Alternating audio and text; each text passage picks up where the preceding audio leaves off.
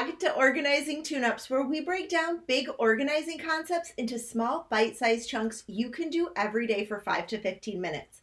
I'm your host, Jessica Littman, and in this episode, we are talking all about some of my favorite decluttering tips. In season 3, I talked about micro-decluttering, and this might be my all-time favorite decluttering tip because it is so easy just to add as a habit throughout your day. And when you do this like every day, small micro decluttering, you are going to be able to remove the things that are no longer useful in your home. Okay, so what micro decluttering is it is where you take like 10 to 15 minutes and you declutter a cabinet, a countertop, a drawer, a corner of the house, a stack of papers. Just something small, but if you continue to micro declutter every day, you're going to be so surprised at how much you can remove from your space. If you use a planner to plan out your week, add in what you are going to declutter that day. So here is like a really quick example of how you can do that. So you can say your junk drawer, you can say one stack of paper sitting on your counter, you can say one part of your counter, you can say your silverware or like cooking utensils. Maybe you go through one drawer in your closet. Any of those things you just pick, make a plan ahead of time, because then when you have your 10 to 15 minutes, you really want to hone in on that particular area. And then when you're going through that particular area, you're going to remove the things that you don't use, the things that you don't appreciate, the things that you don't need to physically hold in order to love. This goes for like kids' artwork. It's probably my favorite thing. If you don't need to hold it, you can take a picture of it, create a book, and then boom. That we are going to talk about with digital photos later on in this season. So don't forget to like and subscribe so that you never miss any episodes. So by taking small steps and action with micro decluttering, you are going to remove the things that no longer serve you in your home, and it'll just be like a breath of fresh air in your house as you continue to do this. And it's a process. Like, organizing is not a one-time thing. You have to keep up with it, which is why I'm a big fan of micro decluttering, because you're doing it so frequently, it becomes habit.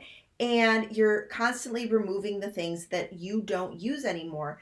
There could be things, you have young kids, they use that plastic silverware or like those tiny forks and things. And now they're in elementary school and you still have the tiny forks. Like, you don't need those anymore. And that's an easy thing to declutter as you go. My second tip comes with like a little bit of an asterisk. So this is the 1 in, 1 out rule. And I have an asterisk for this because I have a hard time with the 1 in, 1 out for like all things, because sometimes that doesn't totally work, specifically for clothes, because let's face it, our bodies change. They change monthly. They change in many different ways. So when that happens, sometimes some of your clothes don't always fit you the best during like that time of the month.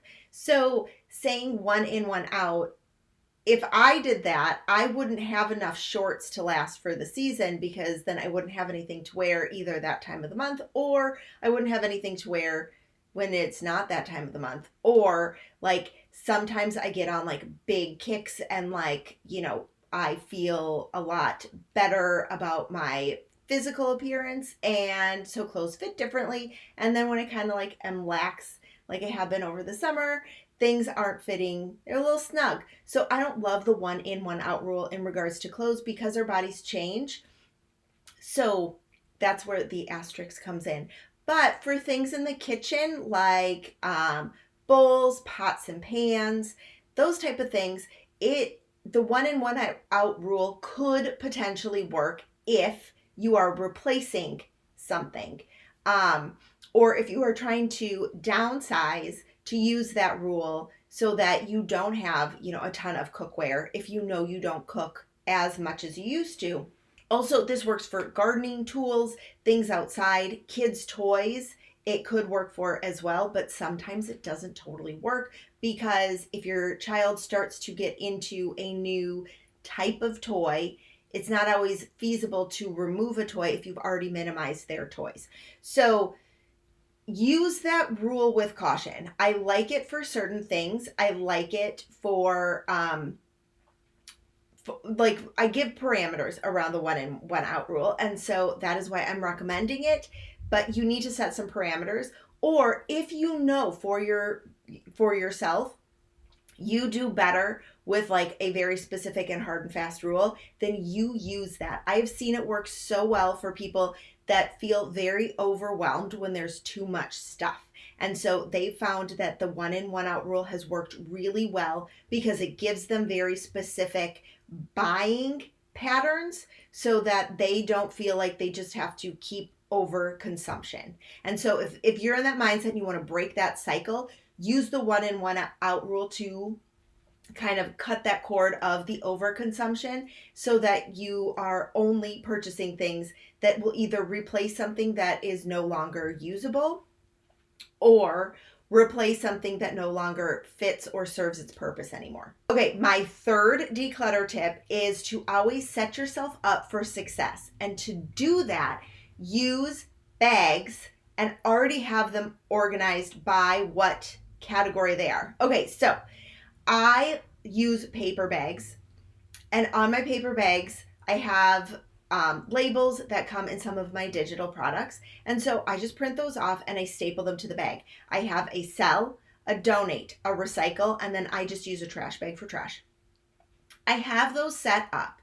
So as I am decluttering a larger space, I am already set up to just put things in the bags that they belong. So I don't have to go and like search or like figure out, wait, was this pile for sell or was this pile for donate? I'm already like, they are already set up, they are already organized, and all I have to do is just put the things where they need to be. It makes the declutter process move faster because you are removing a thinking step about what pile something has to go in.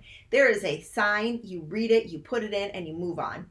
A lot of times when I'm doing big declutters and the sell, that's basically for like a garage sale, or I will do like a giant Facebook marketplace sell, and I do it all at once so that I'm not spending as much time going through like, oh, I have one thing that I'm going to put up on Facebook, or I'm going to do, the buy nothing group to put something up there. I do big things so that I can move stuff out of my house quicker. And I recommend that for you as well by setting yourself up for success. And then my fourth tip is to do regular declutter sessions. This is scheduling it into your calendar. Maybe it's the first Saturday of every month. Maybe it's the first of every month. Maybe it's the 30th of every month, 15th. Like pick a day and be consistent to do a big sweep. Now, when I do my big sweeps, like my big declutters, I tend to do them about once a season. So you can also do that as well. If your business runs on quarters, you can do, Q1, Q2, Q3, Q4 declutter. But pick something to be consistent with. Are you going to do it like when you do your spring clean?